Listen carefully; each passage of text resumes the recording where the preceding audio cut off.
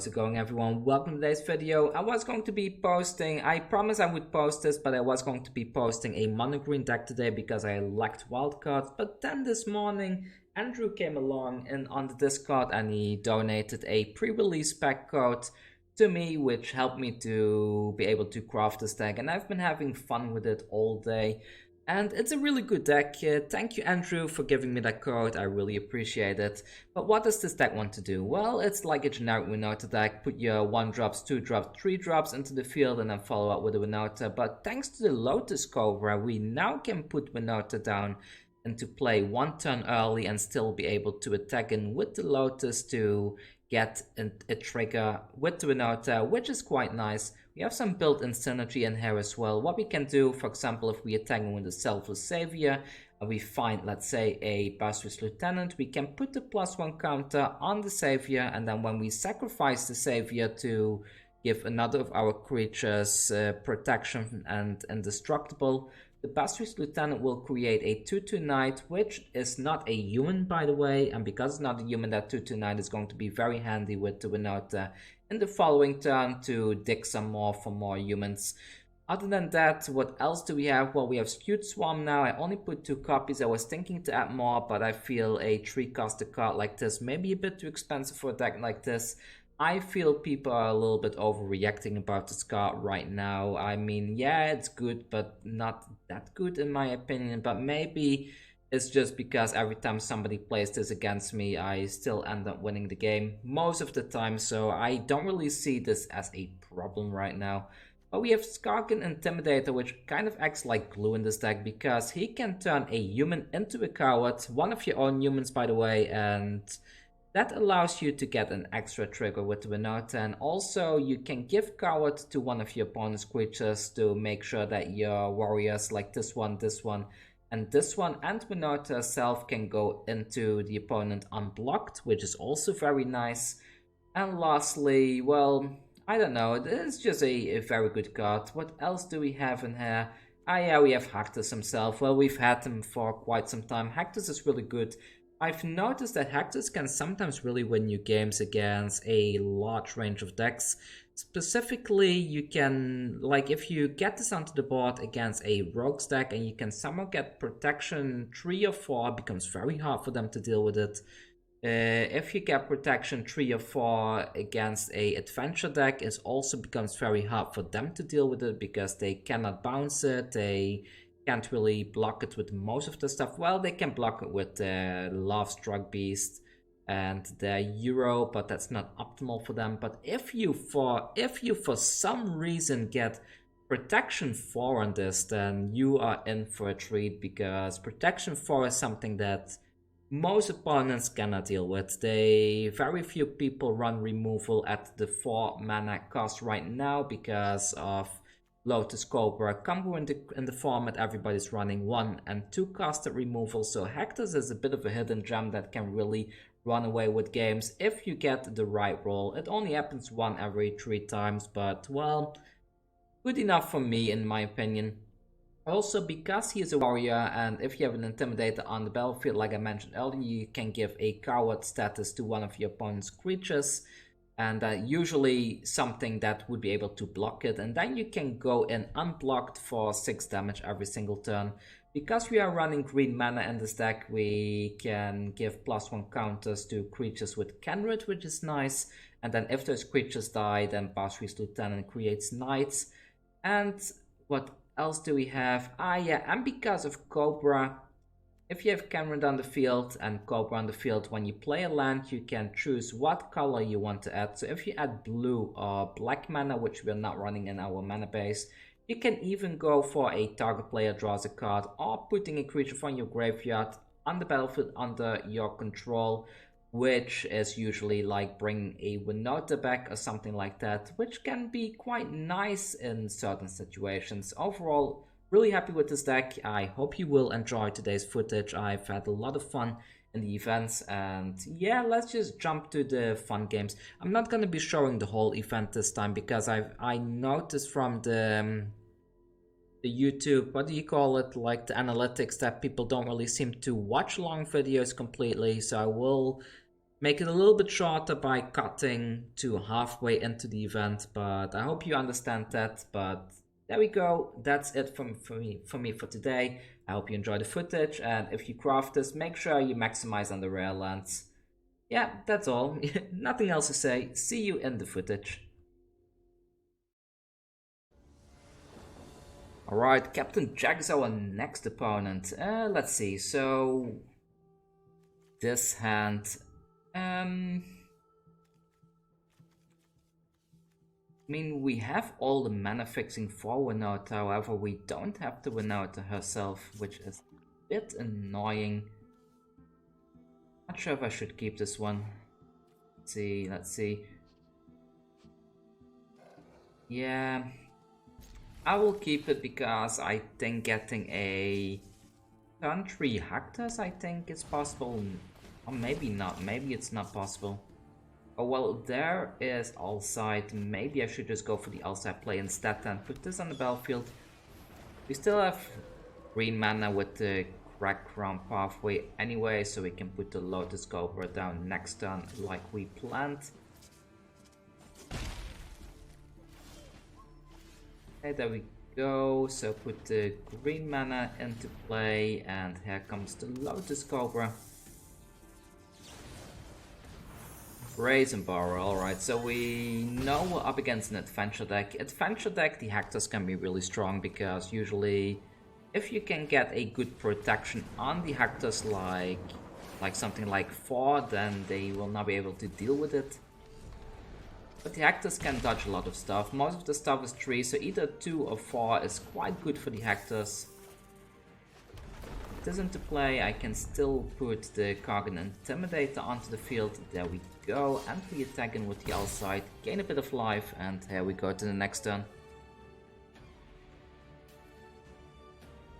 And let's see, so what could they play? They don't have anything in the graveyard, so they cannot play the Euro. Okay, they put the Lovestruck Beast down, I see. Right, so I'm gonna play the second Lotus Cobra, and then that way I can put the Hectors down. I hope I get a good roll on the Hectors, to be honest. Anything but like 3 will be good. I guess 2 is situationally good. If I can untap, then... oh, actually no, if I untap I cannot give it protection with Alseid. But we got 4, so 4 is a really good roll on the Hectors. I think 4 could actually win us the game, if I'm not mistaken.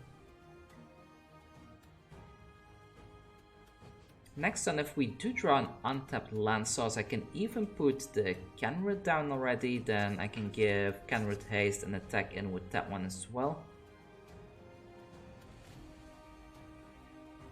But let's see what the opponent does first. Getting a Winota on top would be absolutely amazing as well. Okay, that's not a Winota, but a Basri is kind of good. I will put the counter on the Hectors. I know they don't really have a way of getting rid of this in the deck, but this allows me to attack in for 7. This puts them on a 3-turn clock, right? Yeah, because I will deal 7 damage now and then only need to attack in twice, unless they gain some life, but I don't really see them casting that Euro from the graveyard anytime soon, so that's something we don't really need to worry about either. Okay, they will be able to cast the Euro. I've never seen somebody run Merfolk Secret Keeper in an adventure deck like this. At least not since the Zendikar release. I did see it before, but this is the first time I see somebody run that. That's quite janky, I guess they will go for the Euro play. So the 2-turn clock is not gonna happen. However, the Euro cannot block the Hector, so that's kind of good.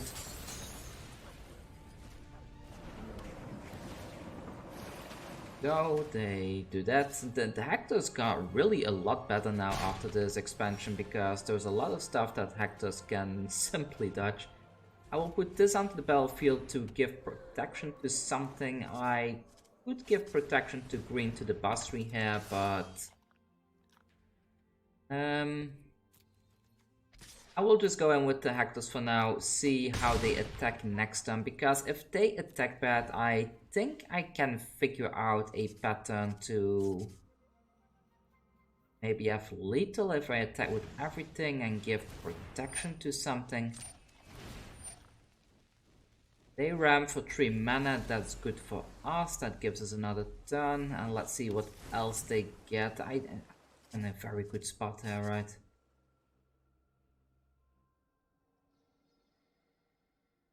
Waiting. They still don't have any red mana, which is surprising to me. Oh, Bay of Wishes, but they only have 1 mana available. They cannot bounce the Hector, so that's kind of good. Oh. Ugin is not good. Ugin is dangerous. We do have the Kenrith still in hand though, so I will give them the nice, and if they do play the Ugin and get rid of everything on the board next turn, we still have a chance to win with the Kenrith, but I guess they're going for full blocks now, just to make sure that we don't steal a win here.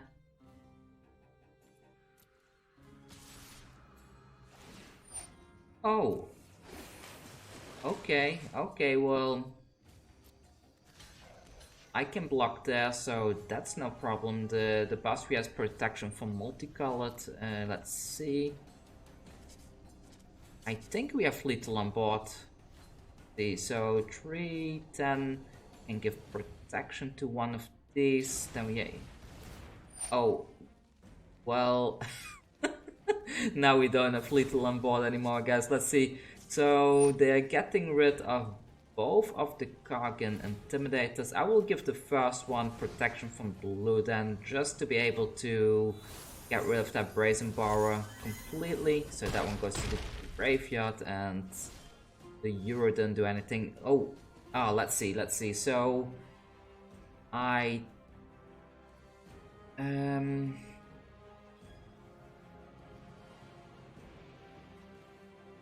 actually, I think this is lethal because I can make the Love Struck Beast a coward, so it cannot block warriors. Then I get rid of the 1/1.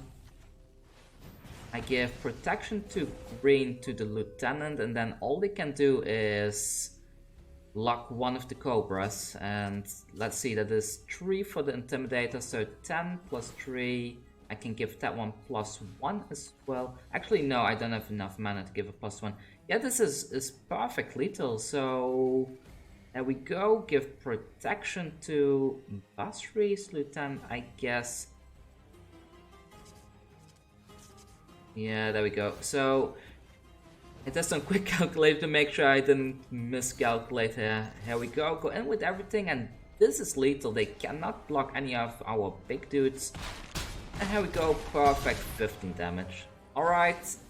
Good game to the opponent, and let's go on to the next one. Does this put us at 5 wins or 6 wins? Let's see. We are now at waiting for server, okay. 2 losses. Okay, at 5 wins. Well, we got to 5 wins. That's quite good. So if we can win 2 more games, we did really well with this deck, I have to say. I played 1 event before this, and the first event didn't go too well. I got to 4 wins, I believe.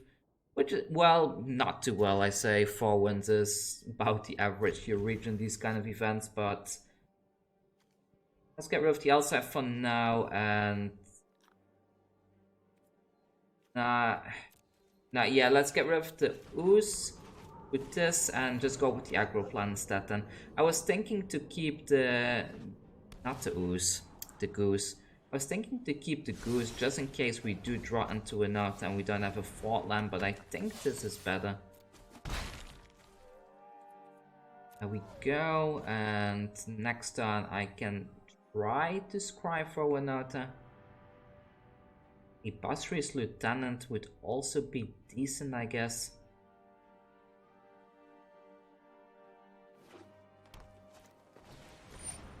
Okay, a Scavenging Ooze.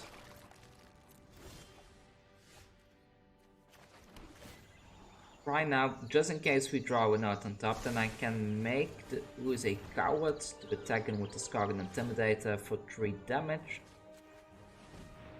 There we go. I will attack in here, so this is 3, and here we go, next turn.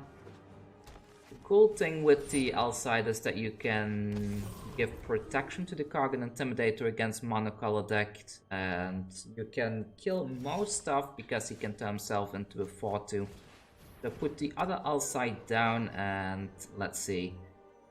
The thing I want to kill here is the Yorvo, so I will turn this into a coward and attack in. If they want to block here, I'm fine trading one of my Alseids for the Yorvo. So look, so this one we can give +1.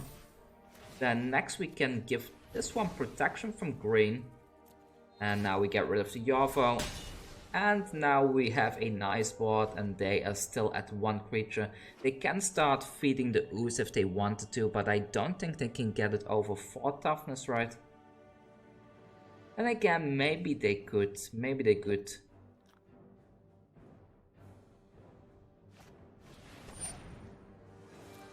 Garruk, oh.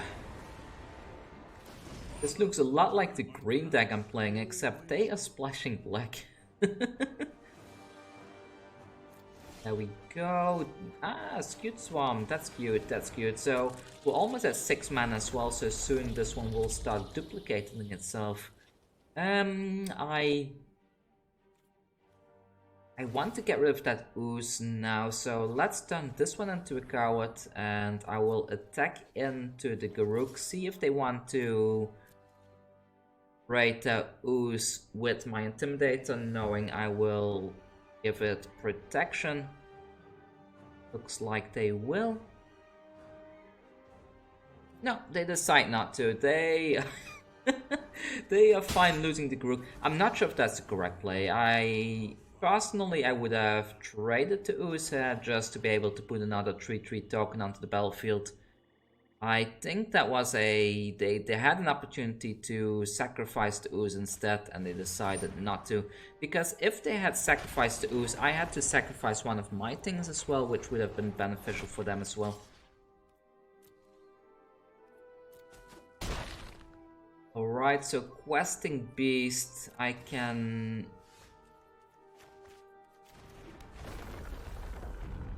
Alright, so the Scute Swarm is doing its Scute Swarm things. I am fine trading with either the Ooze or the Questing Beast, so I will give Coward to the token. Back in with the Intimidator,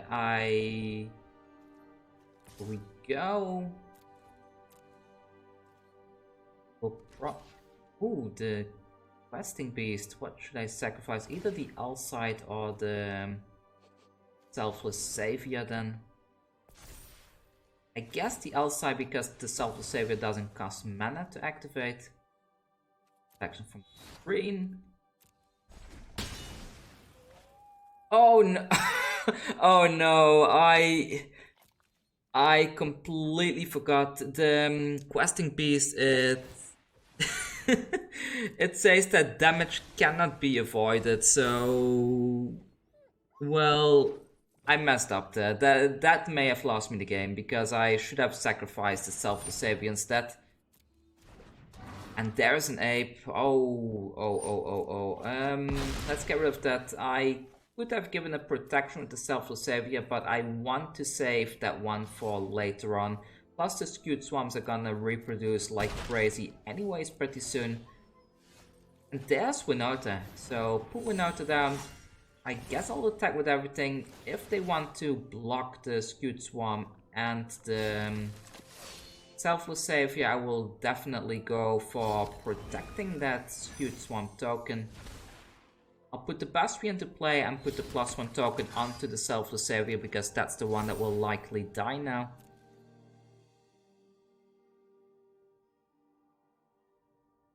Let's see. Oh!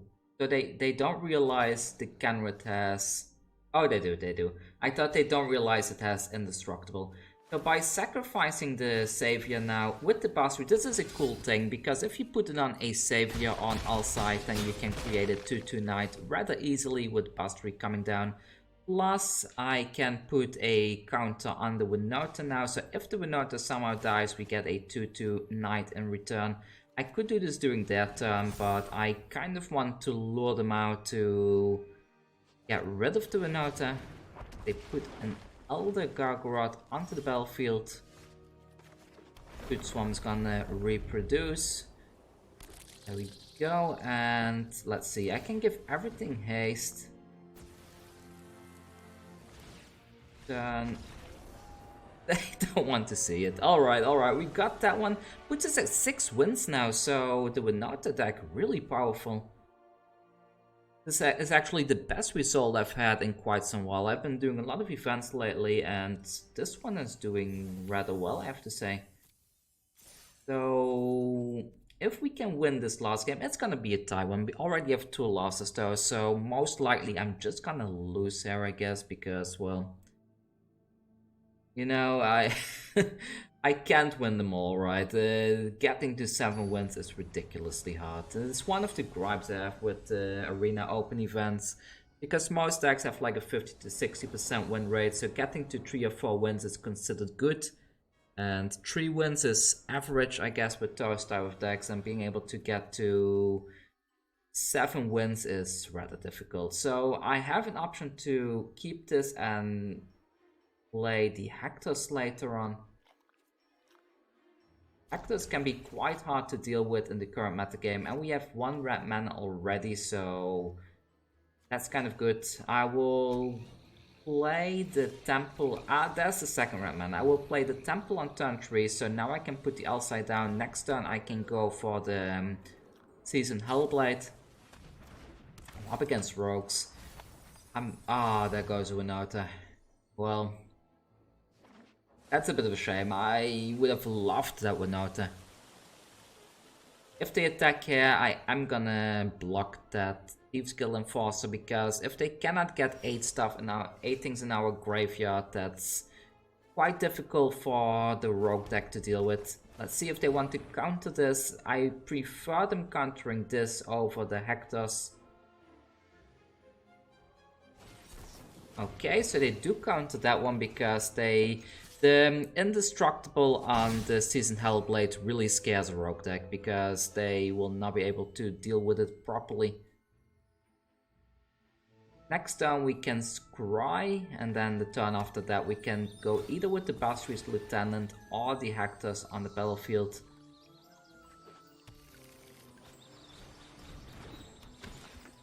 Okay, so 5, they're gonna get us to 7 now by attacking in. Oh no, there goes another Winota. Nice, we got a 2-drop here though, so put that one down, and I will keep that. I think going for Basri Lieutenants is good. They're likely just going to attack and then mill it, so if they mill the Lieutenant is better than them milling a Winota here. But if I can somehow get to the Lieutenant on the field, at least I have a blocker for the Thieves Guild Enforcer.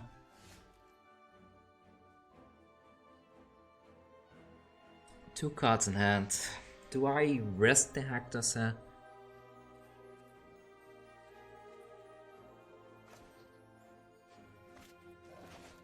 I'm gonna go for it. Let's see, do they have it? I think they haven't played a land earlier, right?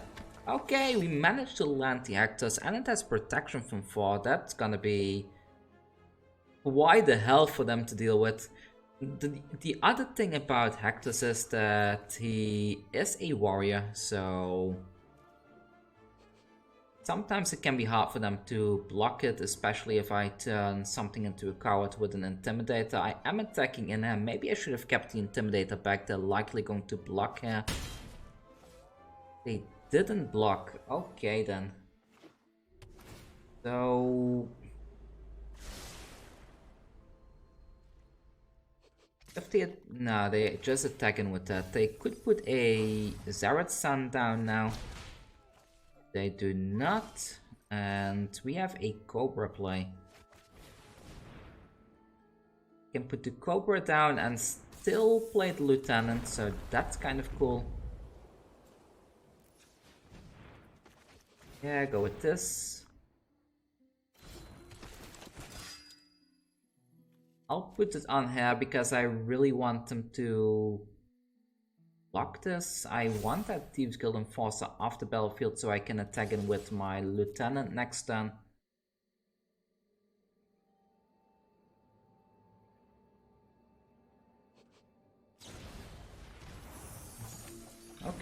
Okay, so just 6 damage. Do I have lethal? So next turn I can give... that can block my Hectors. Actually, no, it cannot. I can turn that one into a warrior, into a coward, and it cannot block the Hectors. But can I make the... I mean, let's play this one first. And the land, there we go. So Scute Swarm's there. We can play the Intimidator, turn the Rankle into a coward for sure. Then I would... Yeah, so Coward goes onto the Rankle so he cannot block the Hectors, and then if I give protection from black to my Lieutenant, that could work to get that one in there. That's not lethal, right?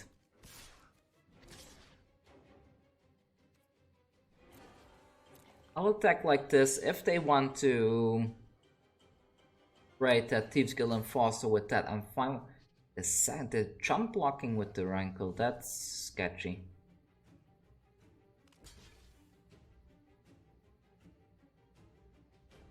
So they do go for the Lieutenant.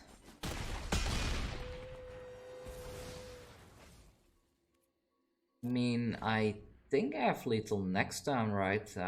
They could bounce some stuff. They cannot bounce the Hectors with whatever they are running. Unless they run the 4 mana, a 4 converted mana cost removal spell. And they call it perfect. So we got a 7-2 run today with Winota. The best run I've had all week. And let's see, so back to the screen then, and that's a rebuff. Perfect, 7 wins. So this deck is pretty solid. And it doesn't even have its mana fixed properly yet. I don't have all the cards there to fix the mana perfectly. Let's see what we get. So we have 2 rare cards. We get a Archon, nice, and another Xerath Sun. Well, I think I have enough Xerath Suns in my current rogue deck. Let's claim this prize and let's jump back into the deck a bit. So there's the green. Overall, what are my thoughts? I think the deck functions really well. Like you see, we were able to pull off a 7-2 victory. I only played 2 events. In one event I got like 4 wins and then I lost. And then in this event I got 7 wins. The deck is very solid. Having lack of removal doesn't really stop this particular deck. I think right now we are in a format that you kind of need to plonk stuff down onto the battlefield and hope you will win. Like playing the control plan doesn't really work that well right now in my experience, because you have stuff with Lotus Cobra just going completely out of control and all the Euro decks. Like once the Euro decks get going and they start gaining back life, then it's very hard to catch up, especially if they have a 6/6 blocker on the battlefield. The only thing I would change is adding more of these rare lands, like I said in the beginning as well. But unfortunately right now I don't really have that, so oh well, it's just the way it is. Either way, I hope you had fun. Thanks again to Andrew for sponsoring me with the pre-release code. Anyways, thanks again for watching, stay safe out there, and see you all next time with the next video. Take care.